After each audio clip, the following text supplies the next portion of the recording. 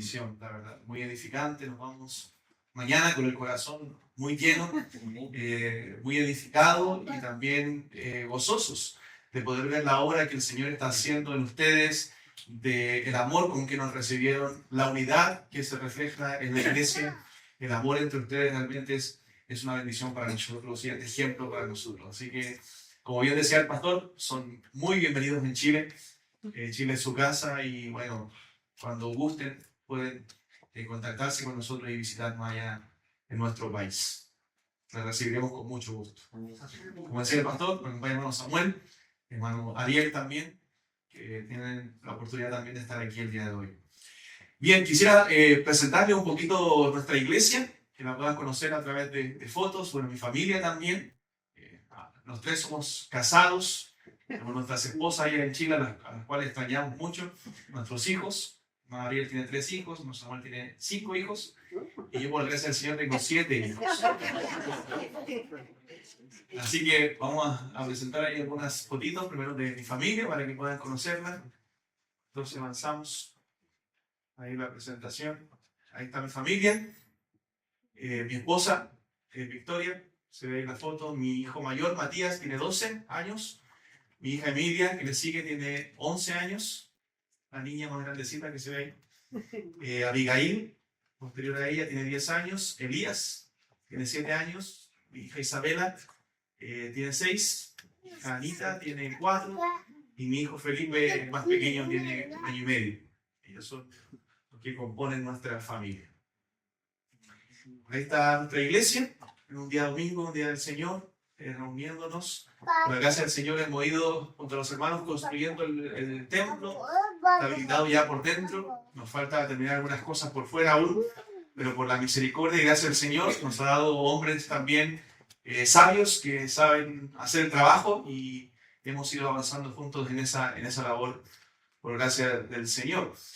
Si no mal recuerdo, y me corrigen mis hermanos, no hemos llamado a nadie de afuera para que haga nada dentro del templo. Todo lo hemos hecho con los hermanos, sus dones, sus talentos, las capacidades que el Señor le ha dado, en hacer ventanas, en hacer puertas, en todo. Así que ha sido una bendición del Señor. Estamos muy agradecidos del Señor y valoramos mucho el lugar que el Señor nos ha dado porque lo hemos construido nosotros mismos. Tenemos una misión también con la cual trabajamos en Linares. Bueno, la iglesia está en San Carlos, que está como a 400 kilómetros de la capital de Chile, que es Santiago. Pero también tenemos una misión, una iglesia que comenzó hace un tiempo en Linares. Ahí están los hermanos que componen esa misión. Y uno de esos hermanos se está capacitando para el ministerio pastoral, para que pueda pastorear esa congregación y está más o menos 1 hora al norte de nuestra congregación. 1 hora y quizás un poquito más. En la iglesia bautista en Linares. También teníamos otra misión en un lugar que se llama Quillón, que es 1 hora al sur, hacia el otro lado, y por gracia de Dios ya hace unos meses se constituyó como iglesia, y ahí tiene un pastor y fue constituida la misión, así que estamos muy contentos por esa obra que ha crecido bastante y el Señor la ha bendecido y son muy lindos hermanos. Y estamos comenzando un culto, una plantación nueva en Cauquenes, que está a 1 hora 20 hacia la costa de donde nosotros estamos, que un hermano nos abrió las puertas de su casa y un hermano que es muy evangelista, ha invitado a mucha gente en el culto que tuvimos antes de venir acá, invitó a 20 personas y tuvimos más de 20 personas reunidas allí en su casa predicando la palabra del Señor. Estamos orando para que el Señor nos muestre su voluntad y nos diga si debemos abrir una iglesia en ese lugar y enviar a un hombre que pueda predicar el evangelio. Entonces, les ruego ahí también sus oraciones por ese lugar que se llama Cauquenes, ahí en Chile, cerca de la costa. Y ahí un saludo también de mi familia. Hola hermanos, el Señor les bendiga, queremos saludarles como familia. Esa es mi familia, la extraño bastante, pero pronto estar con ellos.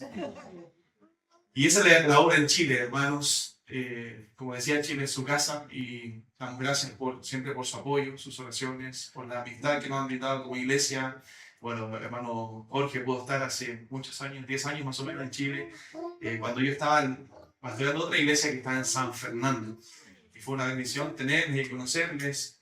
Bueno, la amada Rosa siempre estamos en contacto también, el pastor Joel, ahora Billy, y es una bendición. Así que gracias hermanos por todo lo que han hecho con nosotros, por su amistad, por su amor manifestado también hacia nosotros. El Señor les bendiga grandemente. Bien, les invito a ver las escrituras entonces en 1 de Pedro capítulo 1. 1 de Pedro capítulo 1, versículo 3 al 9. Vamos a leer la palabra del Señor.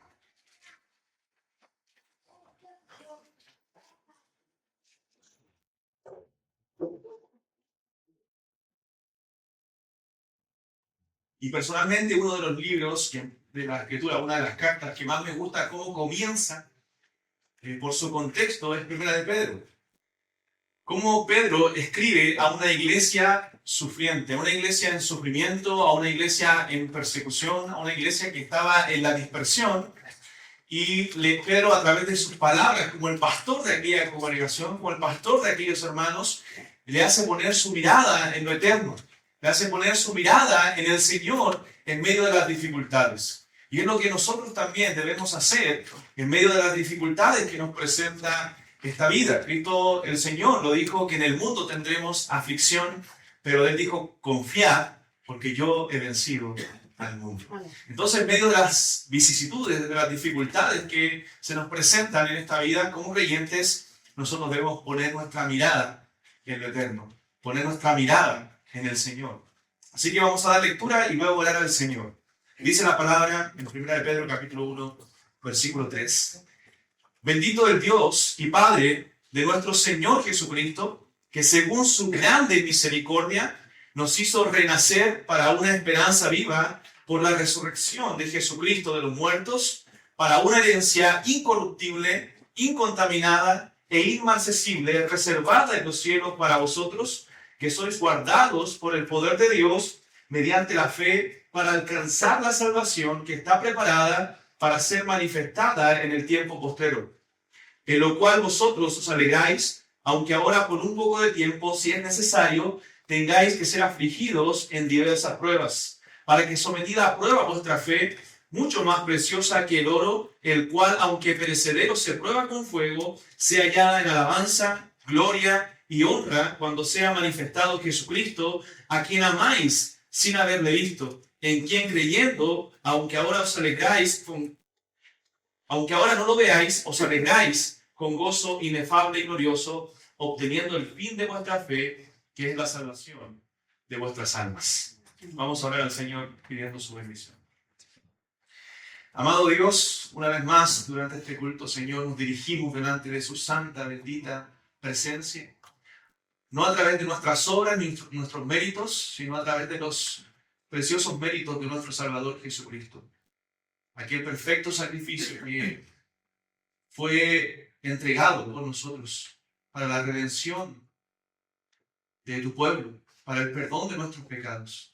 Señor, queremos alabarte, queremos darte gloria en esta tarde con tu iglesia aquí en Las Vegas. Y Padre, pedirte que tú pongas nuestra mirada en lo eterno, que podamos, Señor, sacar nuestra mirada de las cosas de este mundo, de lo que nos acontece en el día a día, y que podamos poner nuestra mirada en aquella esperanza viva, en aquella esperanza eterna que tú nos das a través del santo y glorioso Evangelio, a través de la obra perfecta y bendita de nuestro Señor y Salvador Jesucristo. Gracias, Padre, porque tú nos das el privilegio de abrir las Escrituras. Bendícenos con tu palabra. Háblanos a través de ella, Señor, porque es tu voz. Y queremos escucharla, Señor, claramente. Te lo pedimos en el nombre de Jesús, nuestro amado Salvador. Amén. Bien, mis hermanos, como les decía, Primera de Pedro fue escrita a los hermanos, usted lee los primeros versículos, que estaban en la dispersión, que eran los expatriados. Tanto Primera de Pedro como Santiago fue escrita a aquellos hermanos judíos que habían sido echados de su ciudad, que producto de la fe, de la persecución, fueron dispersados por diversos lugares, fueron expatriados. Ya no podían estar en sus países, en su país, no podían estar en su casa, no podían estar con su gente, y fueron dispersados. Y en esa dispersión ellos tuvieron que buscar trabajos, ellos tuvieron que ver la forma de poder sostenerse económicamente, de poder vivir. Y en medio de esa dispersión sufrieron también diversas pruebas. Por eso Santiago les dice en su carta, comienza diciendo, hermanos, tened por sumo gozo cuando os halléis en diversas pruebas, sabiendo que la prueba de vuestra fe produce paciencia. O sea, a través de la prueba que el Señor les está dando, está produciendo en ustedes algo. Está haciendo una obra completa para que ustedes sean perfectos sin que les falte cosa alguna. Perfectos y cabales sin que les falte cosa alguna.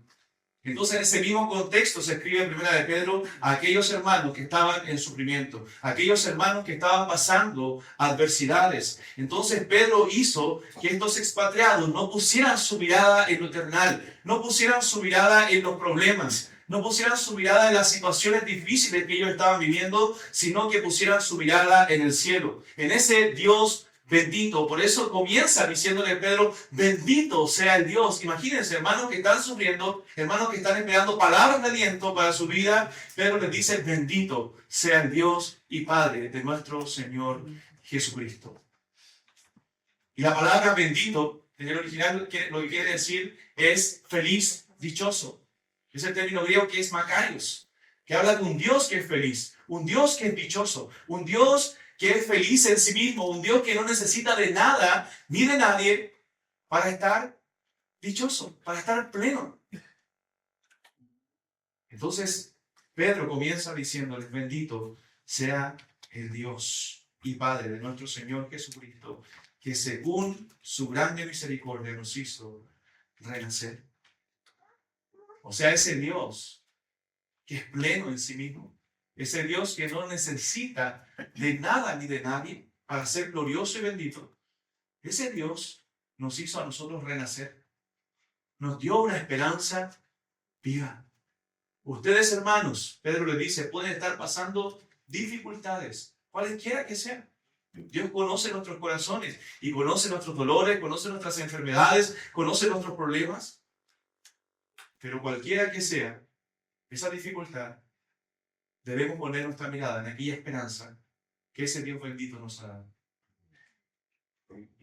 Bendito sea el Dios y Padre que nos hizo renacer. ¿Para qué? Para una esperanza viva. Para una esperanza viva. Y esa esperanza viva nos la da el Evangelio, hermanos.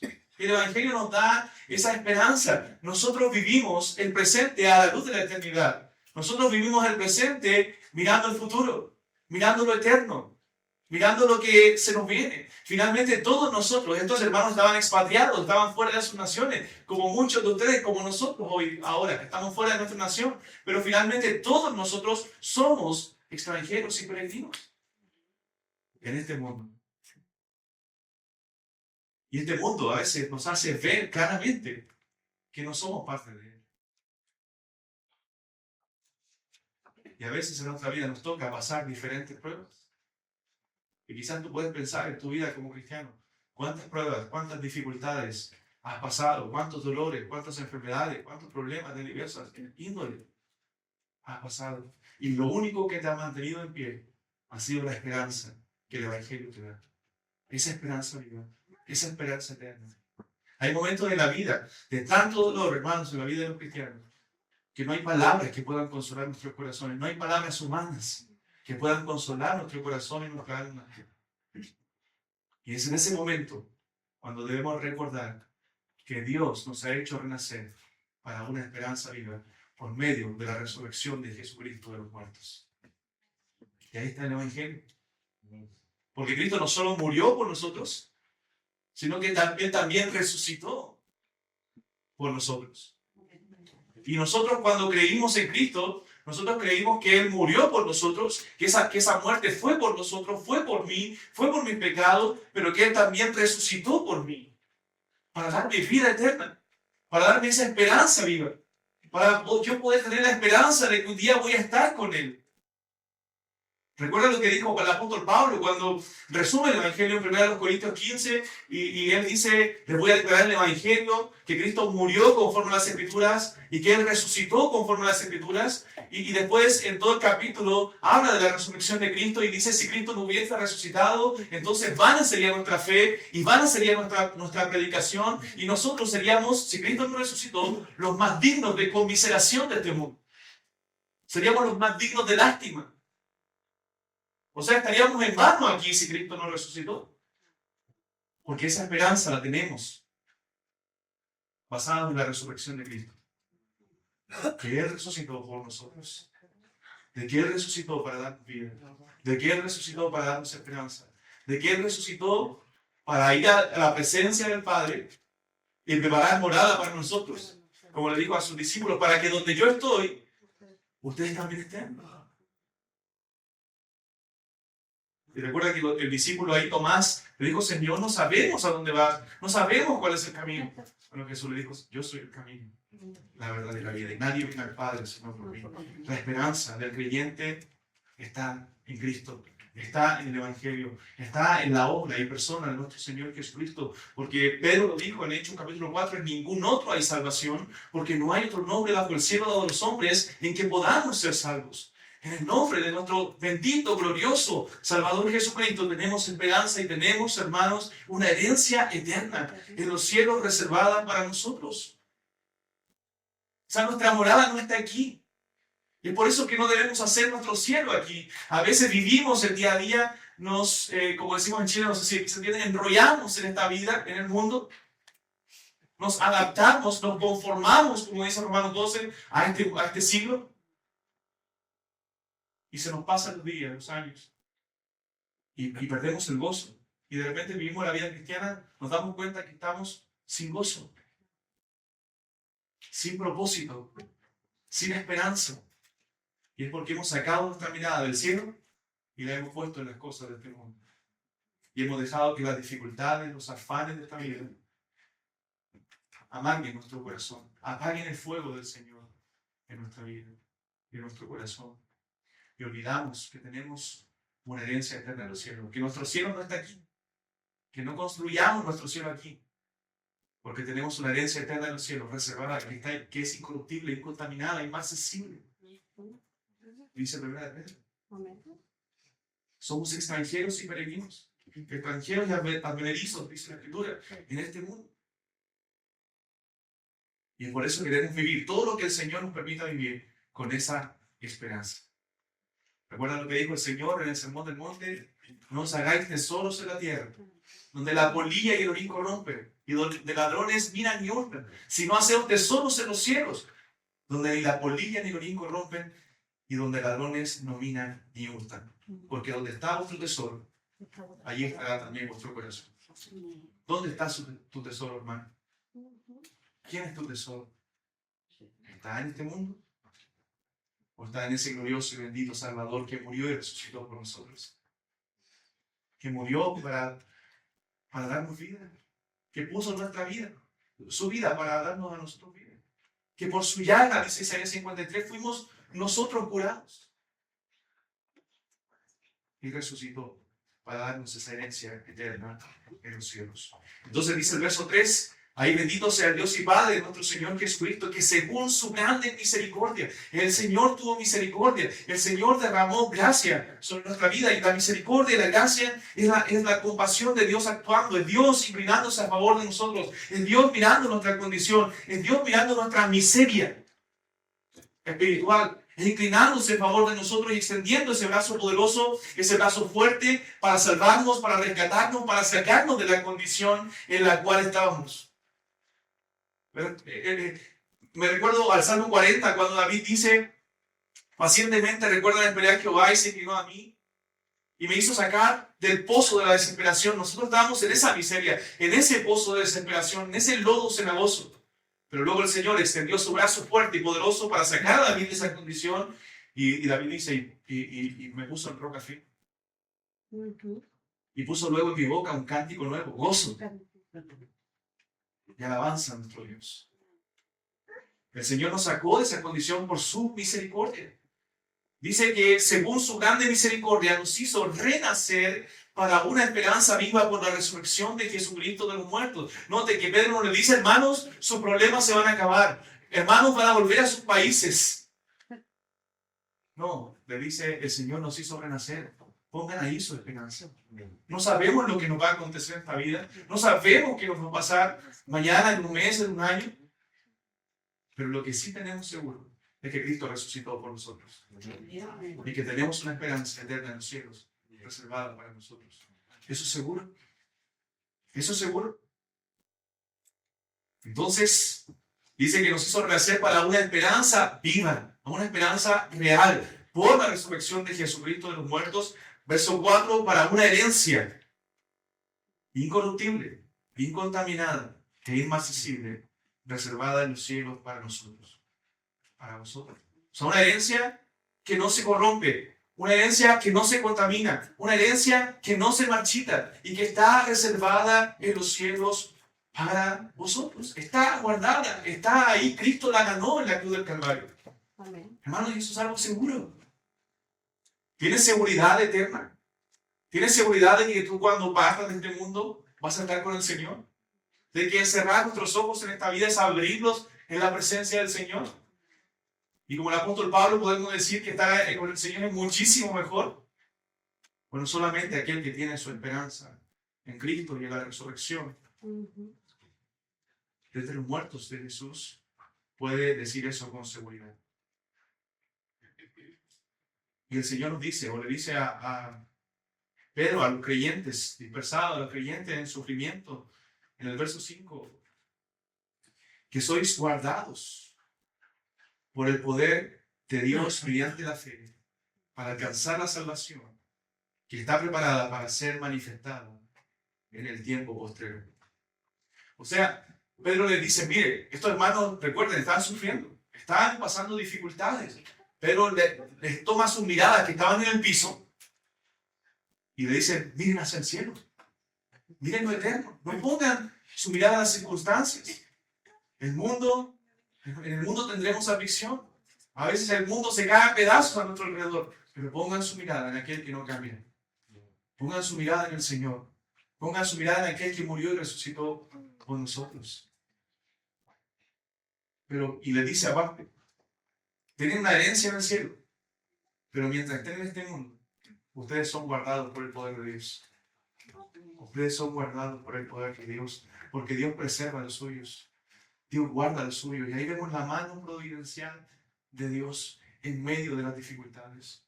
Y hermanos, todos nosotros podemos decir, y quizás contar un testimonio, una experiencia, de cómo Dios ha estado con nosotros en medio de las dificultades. Cómo Dios ha estado con nosotros en medio del sufrimiento. Cómo Dios ha estado con nosotros en diferentes situaciones de nuestra vida que han sido duras, que han sido difíciles. Y Él nos ha consolado, y Él nos ha guardado, y Él nos ha animado. Y uno dice, no sé cómo pude soportar eso, no sé cómo saqué la fuerza, pero el Señor estuvo conmigo. Porque somos guardados por su poder. En Hebreos 12, el escritor de Hebreos, después de dar una lista en el capítulo 11 de hombres de fe, dice después en el capítulo 12, por tanto nosotros también, teniendo en derredor nuestro, hablando de estos hombres, tan grandes nubes de testigos, ahora nosotros despojémonos de todo peso y del pecado que nos asedia, quitemos todo eso y corramos con paciencia, con perseverancia. Esa es la evidencia de un creyente que persevera. porque Dios lo preserva? Porque somos guardados por el poder de Dios. Corramos con paciencia la carrera que tenemos por delante. Y ahora el escritor de Hebreos nos dice, si le preguntamos al texto, ¿cómo? ¿Cómo corremos esa carrera? ¿Qué dice el escritor de Hebreos? Puesto los ojos en Jesús. Puesto los ojos en Jesús, el autor y consumador de la fe, el cual, por el gozo puesto delante de él. ¿Sabe cuál fue el gozo que fue puesto delante de él? Su pueblo. Cristo vio a su pueblo, a lo que él iba a salvar, a lo que él iba a alcanzar, lo que iba a hacer esa obra eficaz de Cristo en la cruz. Por el gozo puesto delante de él, él sufrió la cruz, él soportó la cruz, menospreciando el oprobio. Y luego se sentó a la diestra del trono de Dios. ¿Y sabe lo que dice después del escritor de Hebreos? Considerar aquello. Mira aquel que sufrió tal contradicción de pecadores contra sí mismo para que tu ánimo no se canse para el mayor. O sea, en otras palabras, lo que está diciendo el escritor de Dios, quítate ese peso del pecado en tu vida, corre con perseverancia en la vida cristiana, puesto los ojos en Jesús, porque solamente el Evangelio, considerar el Evangelio, considerar a aquel que murió, te va a dar ánimo en medio de las dificultades. Hermanos, las palabras de los hombres pueden consolarte o animarte un momento, pero lo que va a sostener tu vida cristiana es cuánto tú conoces del Evangelio, es cuánto tú has vivido el Evangelio, en cuánto tú has afirmado tus convicciones en el Evangelio. Porque la vida cristiana depende del Evangelio. Todo nace del Evangelio. Si nos preguntamos por qué Dios nos manda a amarnos unos a otros, amar los maridos a sus esposas. ¿Qué nos dice el Señor? Porque Cristo amó a la iglesia. Porque el ejemplo de amor es Cristo entregándose por su iglesia. ¿Por qué debemos perdonarnos unos a otros? Vivir en comunión, aplicar el perdón en la vida, porque Cristo nos perdonó. ¿Por qué debemos servir y entregarnos en amor unos con otros? Porque Cristo lo hizo hasta la muerte. Todo nace del Evangelio, hermanos míos. Es por eso que el Evangelio va a ser el que va a firmar nuestra vida cristiana. Por eso, como dicen muchos predicadores, el Evangelio es una fuente inagotable donde nosotros nunca tocaremos fondo. Podríamos toda nuestra vida estudiar y profundizar en el Evangelio, en toda la implicancia que tiene el Evangelio en la vida cristiana. Entonces, Pedro le dice, ustedes son guardados por el poder de Dios mediante la fe, para alcanzar la salvación que está preparada para ser manifestada en el tiempo postrero. La salvación es algo que tenemos hoy. Nosotros en el momento en que creemos somos salvos, pero la plenitud de esa salvación va a ser manifestada cuando estemos en la presencia del Señor. Cuando podamos gozar de todos los privilegios de esa salvación. Incluso tengamos un cuerpo glorificado, porque el Señor no solamente salvó nuestra alma, sino que también redimió nuestro cuerpo. Un día recibiremos un cuerpo semejante al cuerpo de Cristo. Y en la eternidad estaremos en cuerpo y alma, alabando al Señor por los siglos de los siglos. Entonces esa salvación será manifestada completamente en el tiempo posterior. Pongan su esperanza en esa salvación. Pongan esa esperanza, o aliéntense en esa esperanza viva. Note que Pedro no le dice, aliéntense en las cosas que ustedes tienen. Miren si igual tienen comida, miren si igual tienen un hogar, tienen un refugio. No, en esa esperanza que está en el Evangelio. Si usted va a Santiago, que habla más o menos de lo mismo, las mismas dificultades estaban viviendo estos hermanos, pero estaban con mucho más pecados en su vida, peleando entre ellos. En el capítulo 5 de Santiago, Santiago dice ayes sobre los ricos, opresores. O sea, estos hermanos habían sido dispersados y habían trabajado en campos de gente adinerada y no le habían pagado el salario. Imagínense, necesitaban comer, pero no le estaban pagando su salario. ¿Y qué les dice Santiago? Vayan y quémenle el campo. Vayan y quítenle todo eso que ustedes cosecharon. No. ¿Saben lo que le dice Santiago? Esperen hasta la venida del Señor.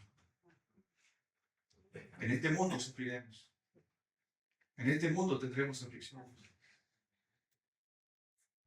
Pero tenemos una esperanza viva. Una esperanza imperecedera. Una esperanza que es incorruptible, incontaminada, inmarcesible, y que se refleja en una herencia que está reservada en los cielos para nosotros. Versículos 6 y 7. Miren lo que dice el texto. Está hablando de la herencia y dice Pedro a los creyentes, en lo cual vosotros os alegráis, aunque ahora, por un poco de tiempo, si es necesario, tengáis que ser afligidos en diversas pruebas, para que sometida a prueba vuestra fe, mucho más preciosa que el oro, el cual, aunque perecedero se prueba con fuego, se hallada en alabanza, gloria y honra cuando sea manifestado Cristo. Y se da cuenta que dice lo mismo que Santiago. Ustedes se alegran en esa esperanza, pero van a tener que ser probados poco de pronto. Santiago le dice, tengan por sumo gozo cuando se hallen en diversas pruebas. Y uno se pregunta, ¿cómo? ¿Cómo yo voy a tener gozo si estoy siendo probado? ¿Cómo voy a tener gozo y alegría si estoy pasando dificultades? No, es que Santiago nos está diciendo pongan su gozo o tengan gozo en esas dificultades, sino en lo que Dios está haciendo a través de esas dificultades. Sabiendo, dice después, sabiendo, dice, tenga por sumo gozo cuando se halléis en diversas pruebas, sabiendo que la prueba de vuestra fe produce. ¿Se da cuenta que la prueba está produciendo algo en nosotros? Produce paciencia, perseverancia. Mantenga la paciencia una obra completa. O sea, ¿qué es lo que nos da gozo? No es la prueba, no es el sufrimiento. Lo que nos da gozo es el saber que Dios está trabajando con nosotros. El saber que Dios es soberano en medio de las dificultades. El saber que Dios está con nosotros. Y que Dios, no voy a decir, no, Dios me ha abandonado. Dios ya no me escucha. No, Dios, ¿por qué permitiste esto? Sino, Señor, ¿qué estás haciendo en mí en medio de esta dificultad? ¿Qué quieres formar en mí? Señor, esto no lo entiendo. Señor, esto me duele. Señor, me está pasando esto. Pero ¿qué estás tú haciendo en mí? ¿Qué quieres de mí, Señor? ¿Qué estás formando en mi vida? ¿Qué estás formando en mi carácter? Esas pruebas pueden ser variadas. Pueden ser enfermedades. Pueden ser problemas económicos. Pueden ser problemas familiares. Pueden ser emociones. A veces luchamos por nuestras emociones. Pueden ser pecados en los cuales luchamos. Divisiones, pérdidas. Diferentes pruebas. Pero no, hermanos, no es que Dios quiera hacernos sufrir. Es por eso que debemos entender la soberanía de Dios en esto. No es que Dios quiera hacernos sufrir, sino que Dios está trabajando en nosotros. Eso dice el versículo 7. Para que sometida a prueba vuestra fe, para que sometida a prueba vuestra fe, mucho más preciosa que el oro, el cual aunque perecedero, o primero se prueba con fuego, se hallada en alabanza, gloria y honra cuando sea manifestado Cristo. O sea, el propósito de la prueba no es hacernos sufrir, hermanos, sino conformarnos a la imagen de Cristo. Sino que nuestra fe sea purificada a través de la prueba. Que nuestra fe sea como el metal puesto en el fuego, para que todo lo inmundo, lo sucio de nuestra vida salga y nuestra fe sea más purificada y el Señor reciba más gloria y honra a través de nuestra vida. Eso es lo que el Señor está haciendo en nuestra vida. Entonces, cuando te enfrentes a diversas dificultades en tu vida, piensa en ello. Piensa en la soberanía del Señor. Pon tu mirada en la esperanza eterna, en la esperanza viva. Y piensa en que el Señor te ama y que el Señor está purificando tu fe. Que el Señor te está moldeando a su imagen. Que el Señor te está mostrando sus cuidados y su amor en tu vida. A pesar de que no lo entiendas, a pesar de que el dolor sea grande, el Señor está formando tu corazón y tu vida para que sea más puro y más limpio, para su gloria. Entonces el fin de la prueba es la santidad. Es la santidad. Recuerda lo que dice el escritor de Hebreos, también dice que ninguna disciplina parece ser causa de gozo. Pero ¿qué evidencia, qué manifiesta la disciplina? Bueno, manifiesta que el Señor nos quiere purificar. Un fruto, dice, de justicia en nosotros.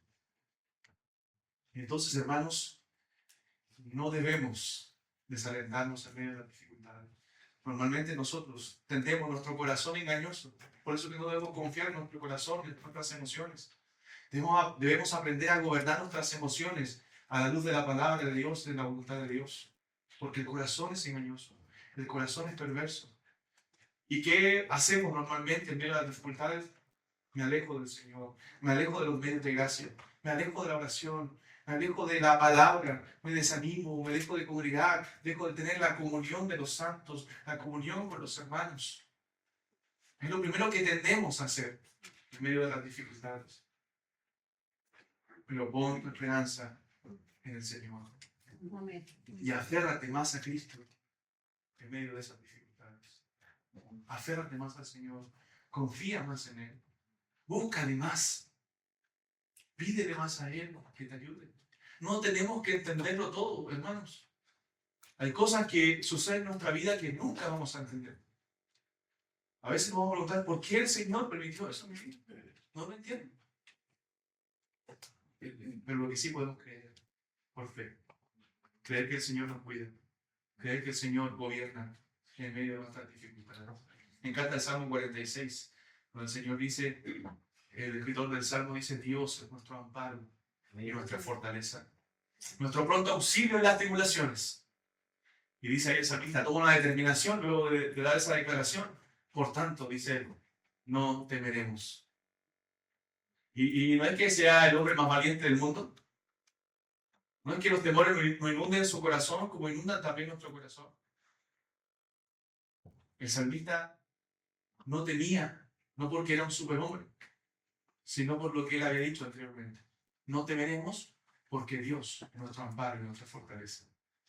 Porque Dios es nuestro pronto auxilio en la tribulación. Por tanto, no temeremos, aunque la tierra sea removida. Nosotros en Chile tenemos a veces movimientos telúricos, tenemos sismos, temblores. No muchos últimamente, pero es común para nosotros. Nosotros podemos estar comiendo y hay un temblor y nos movemos a menos que sea muy fuerte. No tememos mucho a los temblores. Pero dice el salmista ahí, por tanto no temeremos, aunque la tierra sea removida. Aunque se traspasen los montes al corazón del mar. Aunque bramen y se turben sus aguas y tiemblen los montes a causa de su braveza, no temeremos. ¿Pero por qué no tememos? Porque confiamos en un Dios que todo lo puede. Confiamos en un Dios que es soberano. Confiamos en un Dios que nos ha dado una esperanza viva. Confiamos en un Dios que nos guarda con su poder, que somos guardados por el poder de Dios. Hermanos, si nosotros pudiéramos ver aquí a través de estas pantallas, cuántas veces Dios nos ha guardado de muchas cosas a través de su divina providencia, sin nosotros saberlo, sin nosotros darnos cuenta, quedaríamos impresionados de cómo Dios, con su divina providencia, Él nos protege, nos cuida, nos guarda en medio de las dificultades de esta vida. Hermano, Dios es bueno. ¿Cuál es el problema? Nuestra falta de fe, nuestra falta de confianza en Dios. ¿Recuerdan cuando el Señor Jesús en el Sermón del Monte, Él dice, no os afanéis, no tengan ansiedad? Realmente lo que está diciendo el Señor es, no tengan un corazón dividido. ¿Recuerdan cuando dice Santiago también que el hombre de doble ánimo es inconstante en todos sus caminos? El hombre de doble ánimo es aquel que se afana, aquel que tiene un corazón dividido, con un pie en el mundo y con un pie en el Señor. No os afanéis por vuestra vida, que comeréis, que beberéis, que vestiréis. ¿Y qué comienza a decir el Señor? Aún mira los lirios del campo, no trabajan ni hilan, ni aún Salomón se vistió como uno de ellos. Miren las aves de los cielos, que no recogen en graneros, y vuestro Padre Celestial las alimenta. Y luego dice esa frase que me impacta, no valéis vosotros mucho más que ellos. Si el Señor hace eso con los lirios del campo, si el Señor hace eso con las aves del cielo, ¿cómo no lo va a hacer con nosotros? Hombres de poca fe. ¿Cómo no nos va a cuidar y guardar a nosotros? Si Él cuida a su creación, si Él cuida a los pajarillos, a las aves del cielo, ¿cómo no va a cuidar de sus hijos? ¿Acaso si tu hijo te pide pan, le vas a dar una piedra? Eso dice el Señor. Si tu hijo te pide carne, ¿tú le vas a dar una serpiente? No, la respuesta es no. Y el Señor dice, si ustedes siendo malos saben dar buenas cosas, buenas dádivas, ¿cuánto más vuestro Padre dará buenas cosas a los que le pidan? ¿Cuál es el problema? Nuestra falta de fe. Nuestra falta de confianza en Dios. Hermano, pon tu esperanza en ese Dios que todo lo puede. En ese Dios que nos ha dado una esperanza viva y una herencia incorruptible, incontaminada, inmarcesible, reservada en los cielos para nosotros. Para concluir, termina diciendo, que ahí Pedro, en el versículo 7 al 9, Dice, para que sometida a prueba vuestra fe, mucho más preciosa que el oro, el cual aunque perecedero se prueba con fuego, se hallada en alabanza, gloria y honra cuando sea manifestado Jesucristo. Verso 8, ¿a quién amáis? Me encanta esta frase de Pedro.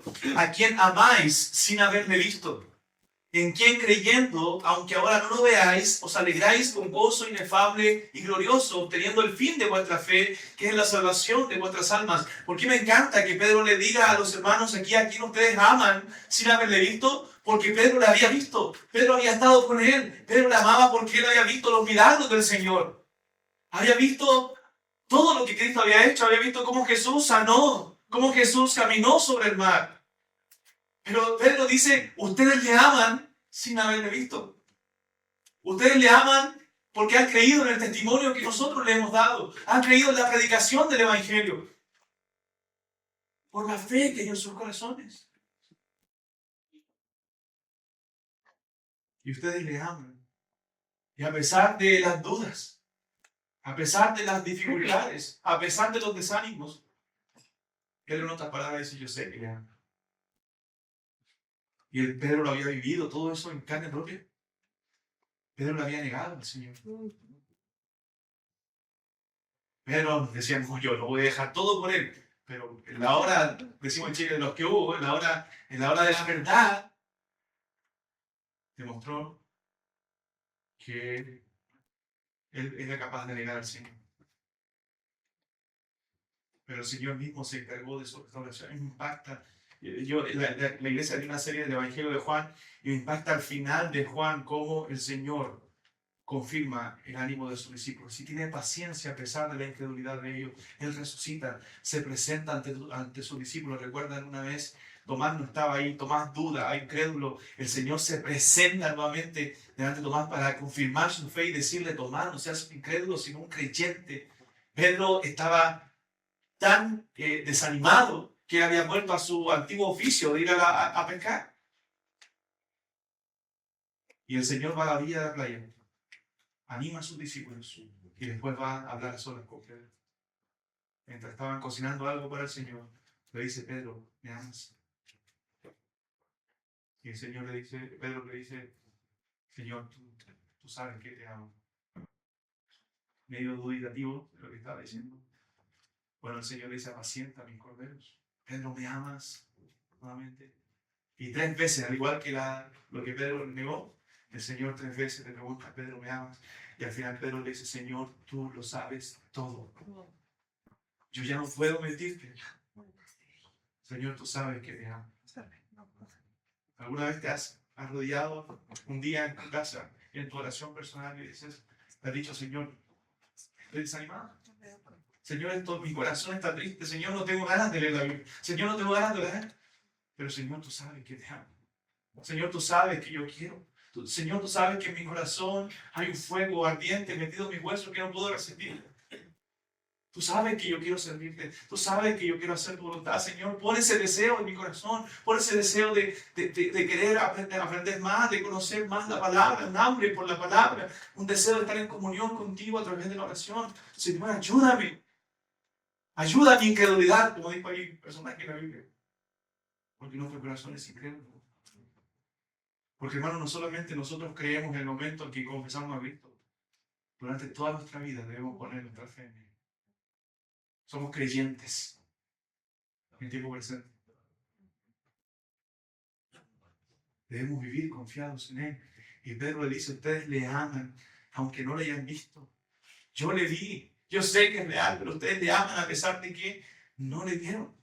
En quien creyendo, dice, aunque ahora no lo veáis, os alegráis con gozo inefable y glorioso. Nosotros no hemos visto al Señor como Pedro le vio. Un día le veremos. Pero nosotros hemos creído, al igual que estos discípulos. Hemos creído en Él. Y nos alegramos y gozamos en Él. ¿Has sentido alguna vez la paz del Señor que sobrepasa todo entendimiento, como dice la Escritura? Ese gozo a veces que es inexplicable, que una vez no lo puede describir y que es el gozo del Señor en nuestra vida. Bueno, lo hemos vivido al igual que estos hermanos. Ahora os alegráis con gozo inefable y glorioso. Un gozo que no se puede explicar. Obteniendo el fin de vuestra fe, que es la salvación de vuestras almas. El resultado de esa fe es la obra que Cristo ha hecho en nuestra vida para salvación. Hermanos, como conclusión, no pongamos nuestra mirada en las cosas de este mundo. No dejemos que este mundo y los problemas de este mundo nos quiten el gozo del corazón. Yo sé que a veces nuestro corazón es engañoso, pero no dejes que nada ni nadie quite el gozo de tu corazón.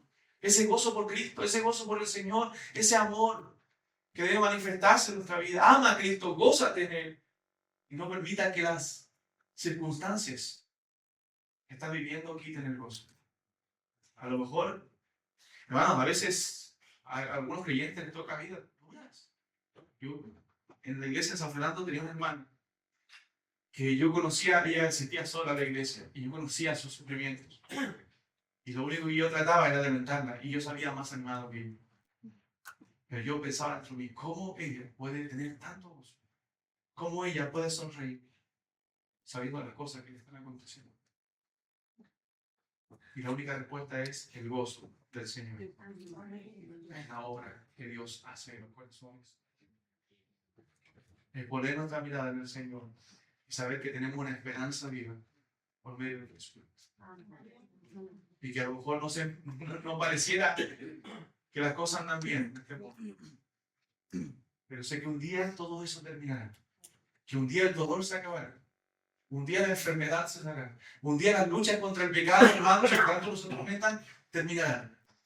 Y estaremos gozando del Señor para siempre. Gozando del Señor por siempre.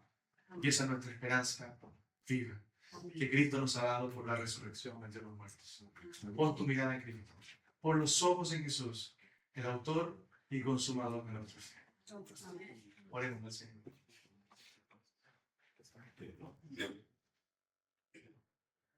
Padre, damos gracias por nuestro Señor y Salvador Jesucristo.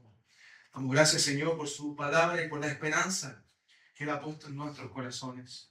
Oh Dios, queremos que tu nombre reciba gloria, queremos que tu nombre reciba honra a través de nuestras vidas, Señor. Perdona nuestros pecados, perdona nuestra incredulidad, perdona nuestros desánimos, Señor. Y alienta nuestros corazones con tu palabra. Y ayúdanos a poner nuestra esperanza en Cristo, nuestro Señor y Salvador. Oh Padre, te alabo y te doy gracias por estar junto a mis hermanos el día de hoy. Bendice esta iglesia, bendice al pastor que hoy sigue dándole gracia y sabiduría, Padre Celestial, para predicar con verdad tu palabra. Y a cada uno de mis hermanos, Señor, dale el gozo tuyo y que ellos puedan servirte con mayor fervor. Te alabamos y agradecemos en el nombre de Jesús. Amén. Hermanos, muchas gracias. El Señor les bendiga. Es un gozo realmente estar con ustedes. Perdón si dije alguna palabra que no se entendió chilena. A veces las palabras pasan un significado.